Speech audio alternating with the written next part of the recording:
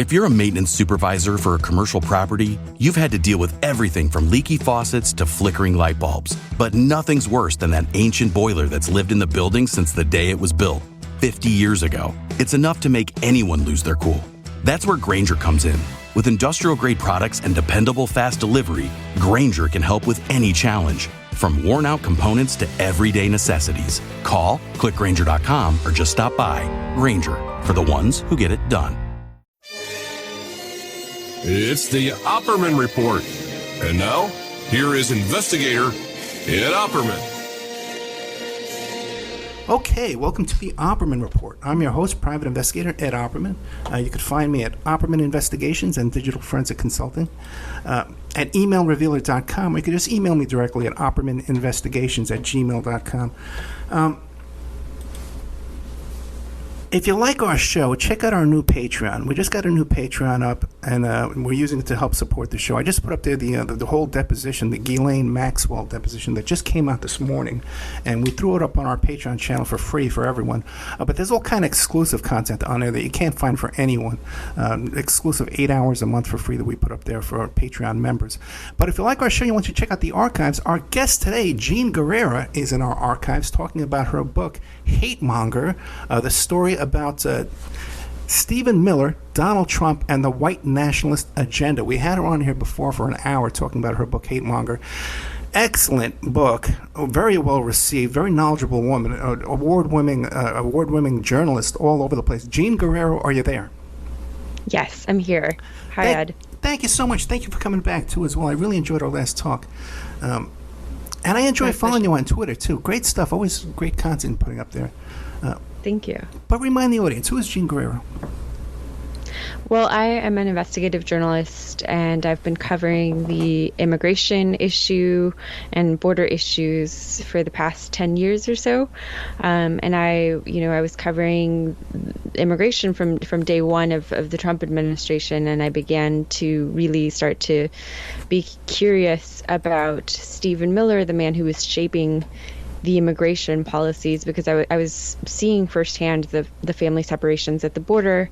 I was interviewing people, parents who had come here fleeing violence, fleeing death threats, and who then found themselves being, having their children torn from their arms by U.S.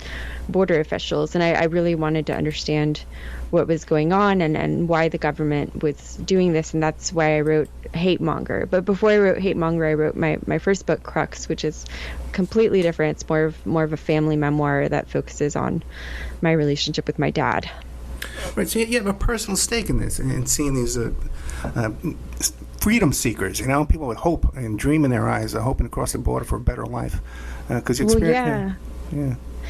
Yeah, I mean, first of all, because I grew up on the border. I grew up crossing the border. I have many immigrants in my family. My father is an immigrant from Mexico, and so I mean, this story was probably the most personal story to me, the family separations. I mean, I know from experience what it's like to be separated from a parent and to not know where they are. My experience is very different, obviously nowhere near as traumatic as what these children were forced to endure. But, there were years of my life where I didn't know where my father was. And so I know what that fear, that anxiety is like. And I know the long-lasting scars that it leaves. Yeah, so do I. The other way around, through divorce and custody, there was 30 days when I couldn't see my daughter when she was only 5 years old, and it scarred both of us ever since. It was 15 years ago. We're together now. She's in the other room annoying the hell out of me, but things move on. Thank God for that. For sure. I know. Thank God. But it is painful. It's painful, and you could just imagine these poor little children don't really speak the language in a foreign country and institutionalized, and now their parents are missing. Exactly. Horrific. Yeah, I mean, they arrive in this country that they don't know anything about. They think it's going to provide them with safe refuge, that they're finally going to feel safe, and suddenly they find themselves alone and with with people that speaking a language that they have no familiarity with. Now, in the past couple of days, a report came out where it describes how, and I think they came up with a number like 545 or 555, some specific number of children who they can't account for where their parents are. They can't count. They can't. They're admitting in the report they can't count. Okay, exactly. Right. But they come up with a number 545. So if they come up with this number 545, it's got to be double that. Of they've lost track of the parents. And give some background on what that is. Well, yeah. I mean, I believe that it's probably more thousands. I mean, probably more than 1,000 children who've been permanently there. And the reason is policy, the zero tolerance policy went into effect in early 2018.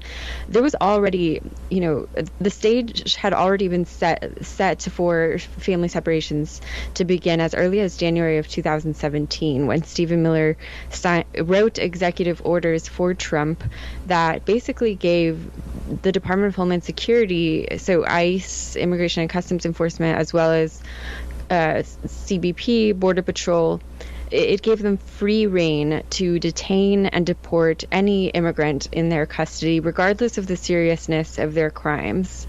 And what this did is, it eliminated the system of prioritization that existed under the Obama administration, where they, if it was a family seeking asylum and they passed a credible fear interview where, they're interviewed about why they fear going back to their country. They provide evidence.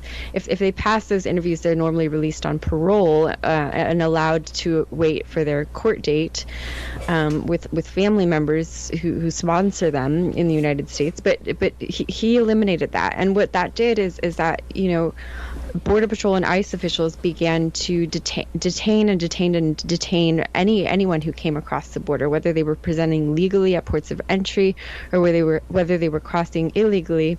And because there is this thing called the Flores Settlement, a consent decree by a federal court that said that children can only be detained up to a certain, I think it's about 30 days maximum. They had to start separating the children from the parents to allow for this, just obsessive detention policy that Stephen Miller started in January 2017. So even before anyone was talking about family separations, there were family separations happening, and nobody was keeping track of them because Stephen Miller had not coordinated with the cabinet secretaries or really anyone in the bureaucracy to make sure that this was done right, that this was done in a way where they could later reunite the families. There was no system for tracking the children once they were sent over to the Office of Refugee Resettlement Agency, and keeping track of their parents within ICE and which child corresponded to which parent, because Stephen Miller wasn't interested in any of that. I mean, he was interested in doing the most traumatizing thing that he could to these families in order to deter further family migration from Central America. That was the intent of this policy all along, to traumatize and scare as many families as possible so that the message would go back to Central America. Do not go to the United States, otherwise you might be separated or perhaps even permanently from your child. And this is what ended up happening. Hundreds of parents were deported back to Central America without their children. And now we have a situation in which, at least a few hundred children, they can't find their parents. And it's probably far larger than that, and is continuing to grow because of the fact that even though a federal judge in San Diego ordered that the administration stop its family separation policy, those executive orders that Stephen Miller wrote in January of 2017 remain in play, which means that we are still seeing escalated family separations at the border. And because it's not an official policy, it's not really being reported, but it continues to happen, and these children are being lost. Now, the thing is, many people, you give a very thoughtful, educated reply there, but so many people that'll just drift right over their heads. And their response will be, well, Ed, just tell them to follow the legal process, and then they won't have their kids taken away. They won't be separated. Is there any violation of the legal process for someone to cross the border and present themselves to a U.S. Border Patrol agent for asylum?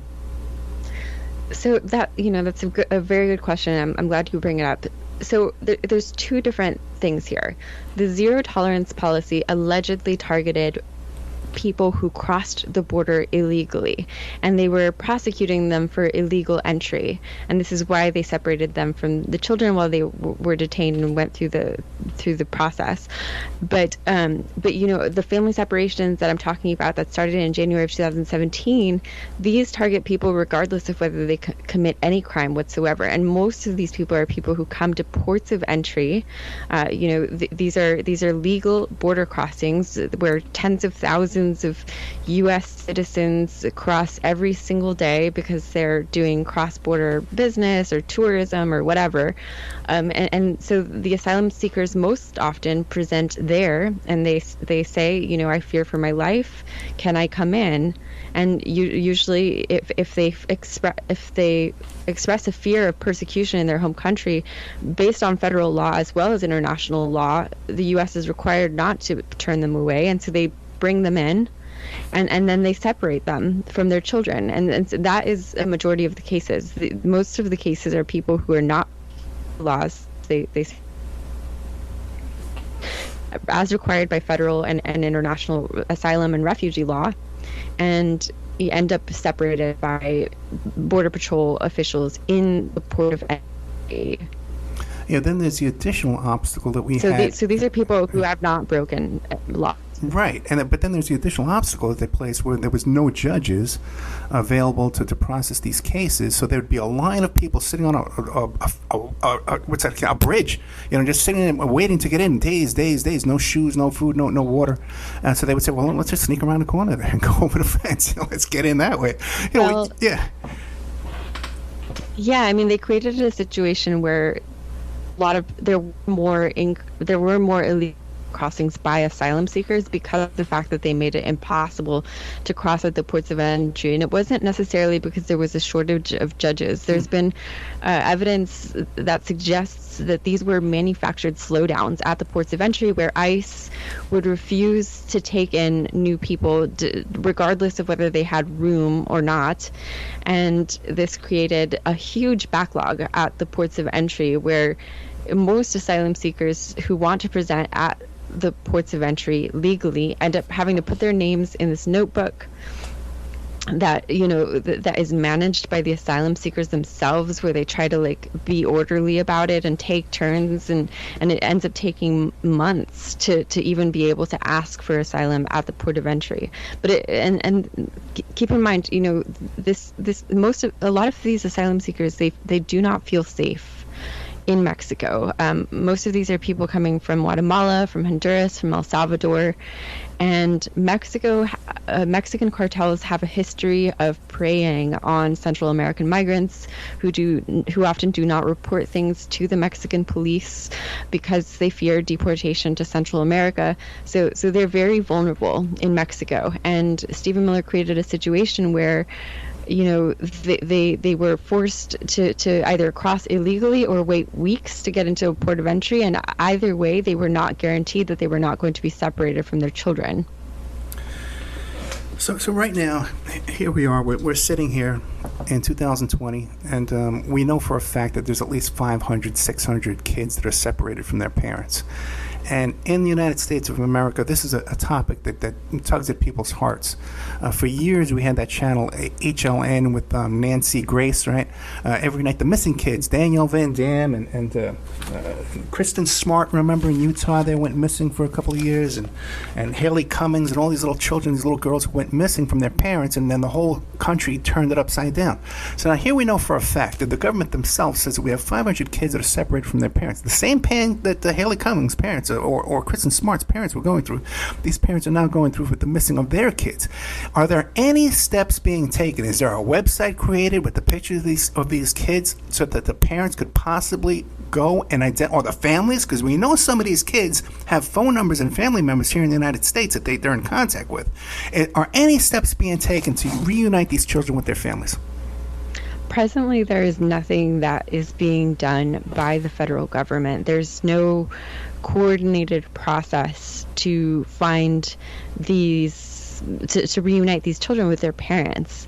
There are NGOs and nonprofits within Central America that are independently doing what they can to try to locate these parents. I mean, many of these people come from very remote rural towns in Central America where they do not have access to cell phones, and often there's like a communal phone, and it's very hard to reach people unless you go there yourself. And so there are NGOs that are sending people out on foot to try to locate these parents and let them know, the U.S. government has your children, has your child.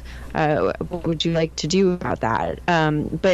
But there's no concerted effort that is being made by the U.S. government right now. I mean, there was a concerted effort made to reunite several hundred other children that had been separated in 2018, led by a man named Jonathan White in Health and Human Services. He did a really great job of cleaning up the mess that Stephen Miller had created. But that was, a court-ordered process, and it appears that unless the U.S. government is told that they have to do something, that they're just going to not. I can't imagine that even the most hard-hearted person out there, if they were aware of the true facts, like you said, that they're just seeking asylum, that they're really following the international law. And now we see families suffering and little children suffering for no reason. People have committed no crime. As much as you want to call them illegal, they've committed no crime. The most hard-hearted person would agree that this is the wrong path to be taken for any rational country. What solution would Jean Guerrero suggest to resolve this insane problem?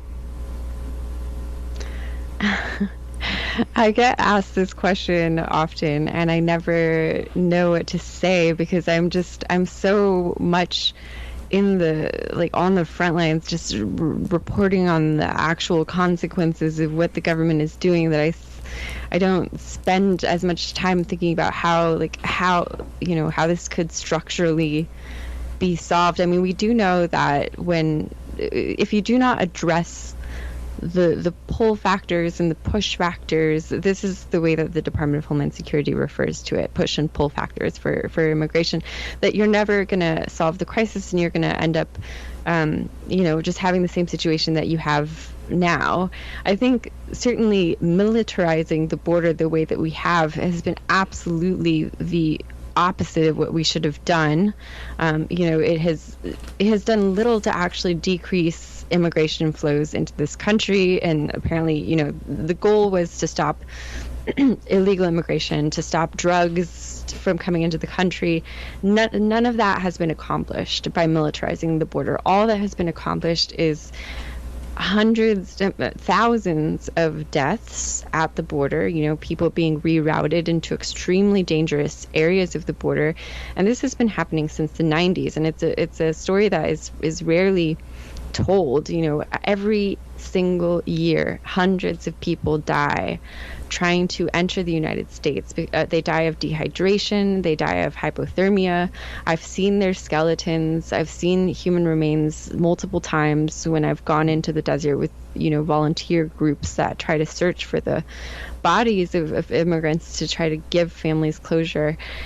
And, that is what our militarization policies have accomplished, is deaths and trauma, separations of families, and it doesn't stop, the real problem, which is, the drugs that are pouring in through the ports of entry, through clandestine tunnels as far deep as 90 feet underground. I've been inside of these places. It's the technology to detect underground cross-border tunnels is basically non-existent. So they're building this great big wall, and all it's doing is rerouting flows underground into the ocean, into the airports, into the ports of entry. And so I think that if you really want to solve the problem, first of all, I would say you need to do something about the illegal cross-border smuggling of guns southbound. Most of the weapons that are retrieved in crime scenes in Mexico were smuggled in from the United States. There are no gun stores in Mexico. The gun laws in Mexico are extremely strict. The reason you have this violence that is pushing people out of out of their home countries is because of weapons that were smuggled in from the United States for profit within the United States. So I guess if I was going to say where should we start, I would say that we should start there. Yeah, fascinating. 'Cause immigration is really, it's a paperwork. You're talking about militarization at the border. It's a paperwork violation.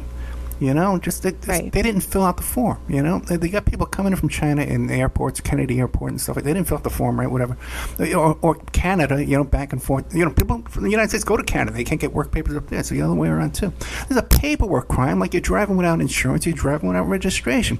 You don't solve that with the army troops with rifles and separating people and putting them in jails and separating them from their families. It's just outrageous the way we treat this paperwork violation from people who just haven't filled out the form correctly or haven't been given the opportunity to fill out the form. Right, and the reason people rally around policies that crack down on people who've merely committed this paperwork violation is because of people like Stephen Miller who go out and insert really false and misleading information into the speeches of Donald Trump that vilifies immigrants as people who commit crimes, as people who drain resources, as people who are not good for the prosperity of the United States, when in reality the research shows the opposite. Over the years, the immigrants contribute more than they take, and this has always been the case. And they commit far fewer crimes than citizens, whether they cross the border legally or illegally. But people are misled by politicians who are looking for an easy way to get political support using the immigration issue, and they end up rallying around really cruel policies that take the lives of immigrants. And a perfect example is one of the biggest roundups that they had that they were bragging about was arresting people who work at 7-Eleven. Arresting the 7-Eleven clerk. So just imagine. I almost went back in there and bought another cup of coffee today. Thank God they saved me from the clerk behind the counter that would have gave me the wrong change or something. Oh my God. Okay, we spent a whole hour on this. If you can go to the Spreaker archive, you just Google Opperman, Spreaker, Hate Monger. It'll come right up. We did a whole hour with Jean Guerrero about her excellent book, Hate Monger, Stephen Miller, Donald Trump, and the White Nationalist Agenda. But before the last interview, I did some research on you, and I found this article that you wrote about your dad. My father says he's a targeted individual. Give us a little, and this is in Wired magazine. I have a lot of listeners who believe they're targeted individuals. I've had a lot of clients call me up on the phone who believe they're targeted individuals. What is a targeted individual? So a targeted individual is a person who believes that they are being subjected to some kind of covert, organized torture, often through remote-controlled electromagnetic or radio wave weapons that beam voices into their heads or electric shocks into their bodies. Often targeted individuals will complain about something called gang stalking, where they feel that they are being followed either by government agents like the CIA, who are spying on them and manipulating them and intimidating them wherever they go. Often it's a little bit more complicated than straight up government agents. Sometimes it's just, crowds of people who are intimidating these targeted individuals. But they, my father believes that he's one of these targeted individuals, and he believes that the CIA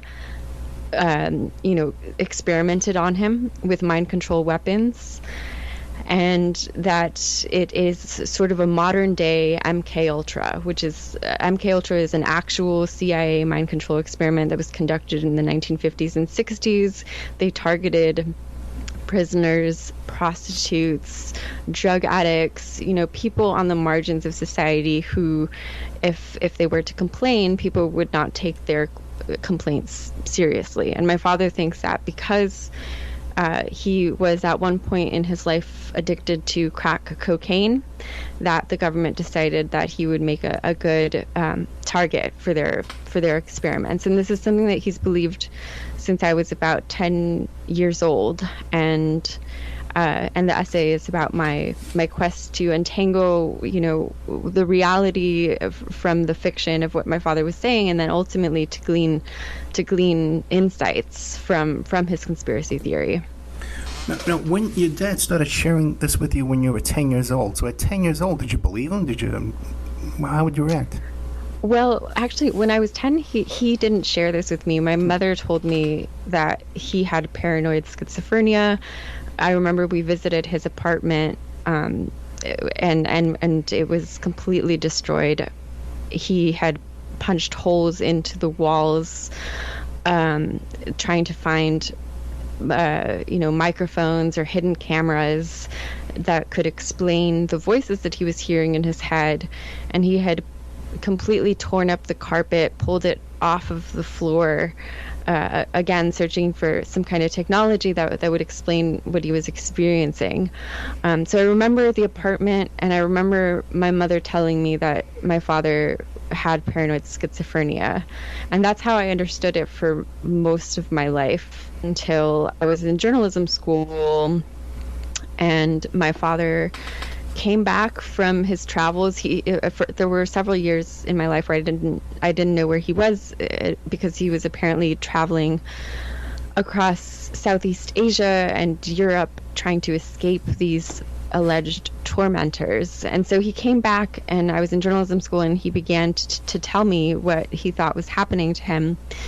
And as his daughter and as a journalist, I felt it was my duty to investigate the possibility that of whether or not what he was saying was true. Like, even if the possibility was extremely small, I felt it was my duty to take it somewhat seriously and try to really get to the bottom of it, because my father did not sound the way that I had always thought that he would sound. He was very articulate. He was citing research and patents and, just really somewhat coherent. And so I really felt this duty to take him seriously at the time. Okay, but now you're 20 years old. You left this off. You're in the journalism school at college age. You're reunited with your dad, and he starts telling you about the MK Ultra and all this kind of stuff. You're looking into it. He's not this wild-eyed maniac that you were led to believe. How did you go about investigating his claims? Well, I mean, first of all, it just started with, hours upon hours of interviewing him directly and trying to create a record of what he was saying and what he had experienced, and trying to compare that to what I was reading about online. And then I decided I was going to file Freedom of Information Act requests with multiple government agencies. So I did that with the CIA, the FBI, the Department of Defense, looking for any records pertaining to my father, or I also requested records pertaining to potential experiments similar to those that he described. I included a certification of identity from my father that he had signed, authorizing the release of any information pertaining to my father to me. And, I had learned this in journalism school. We have a right to information from the federal government, from various government agencies, and you can request it through these various ways. And so I filed those FOIA requests, and most of the agencies said that they had no such records. But what was strange is that the CIA replied that it could neither confirm nor deny the existence of any such records, citing a national security exemption. So I appealed, and I got the same response. So that was very strange, and I obviously was really creeped out by that.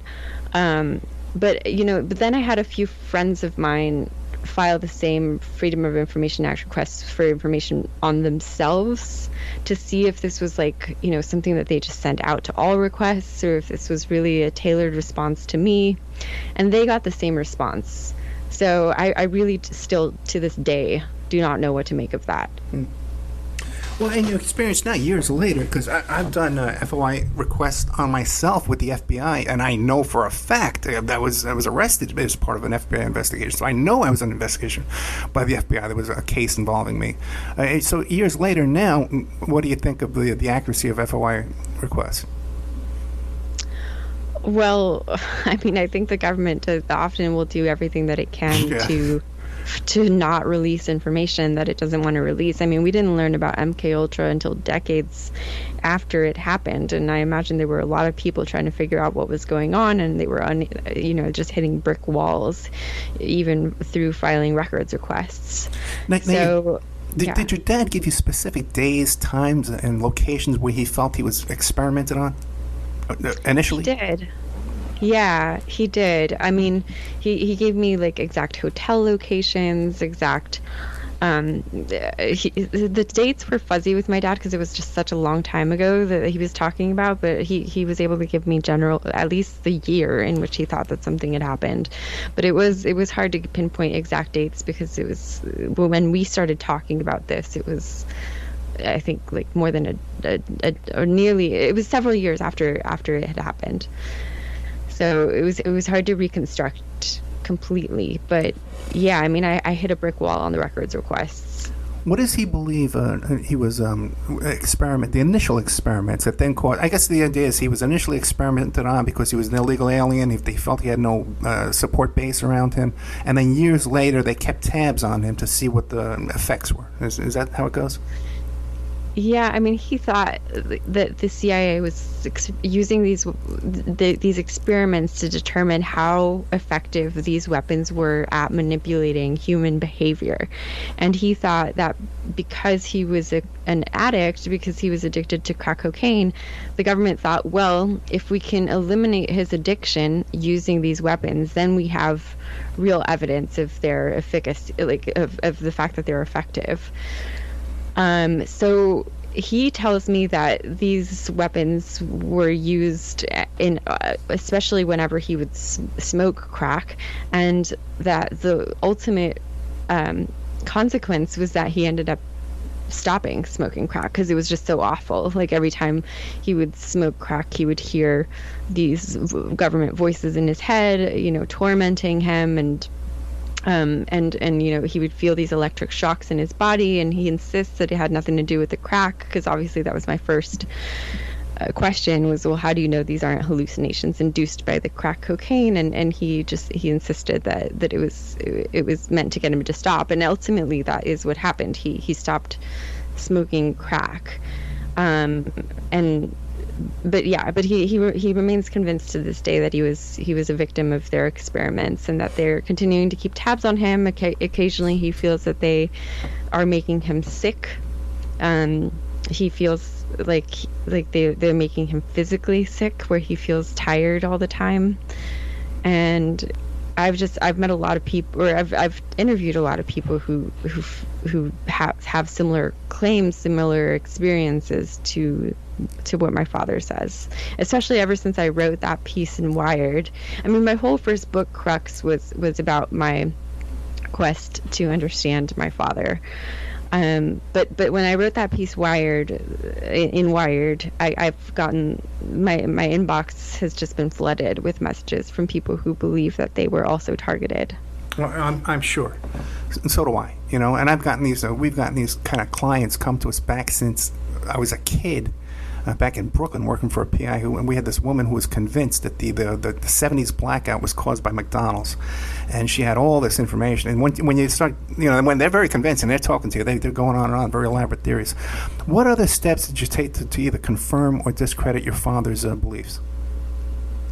Well, I traveled to Mexico City, where my father was born. I tried to retrace his entire entire life, and I traveled with him and went to a lot of these different places that he told me about being targeted.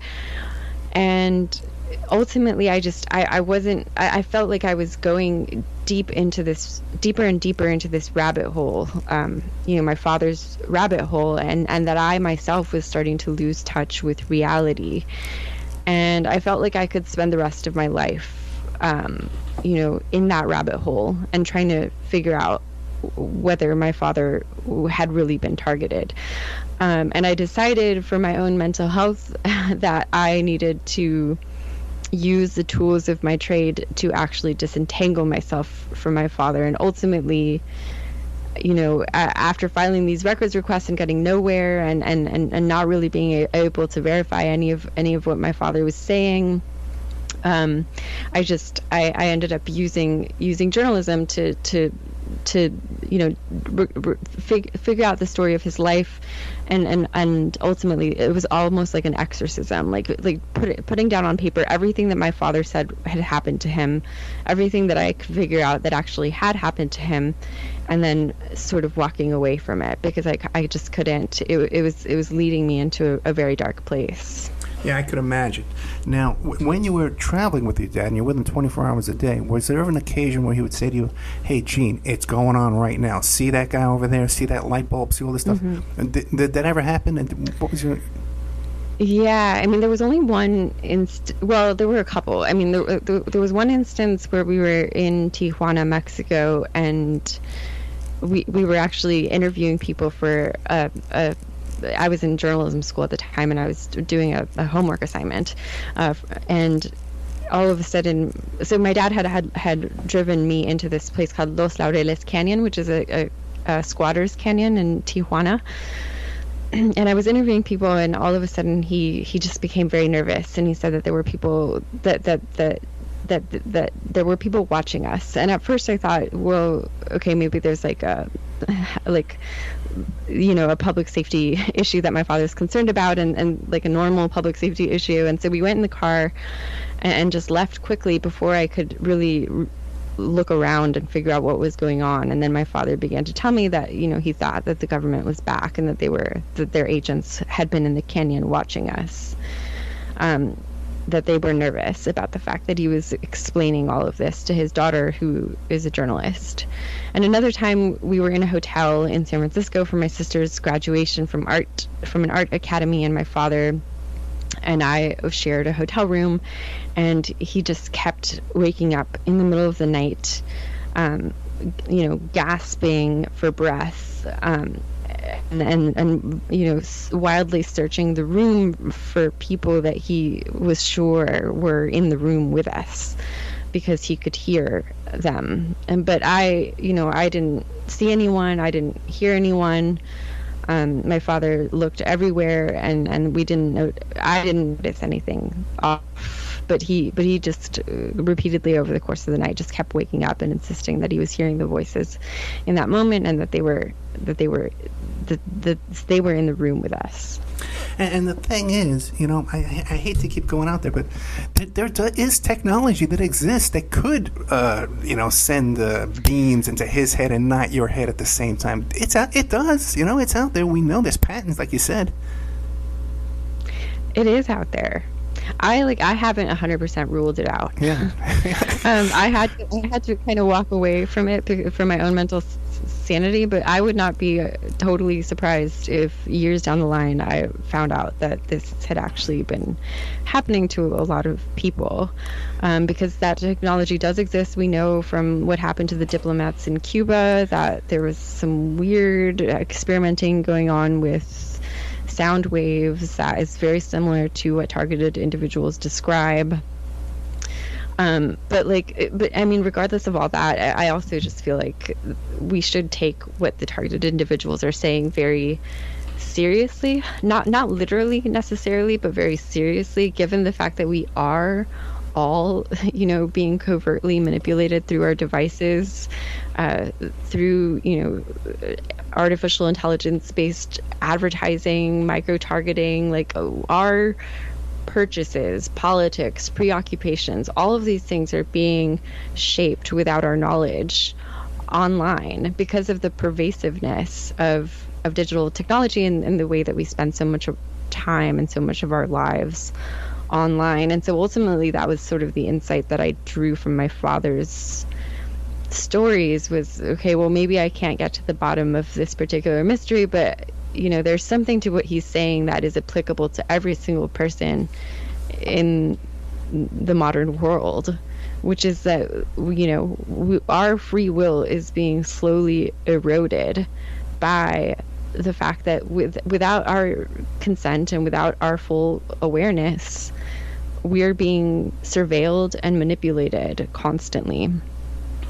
Yeah, the level of data mining that goes on out there, of our habits, our daily habits, is so beyond our imagination at this point that there does exist out there that ability, that capability of shaping us and guiding us and directing us and manipulating us, especially for financial benefit, to sell us things and to make us consume things.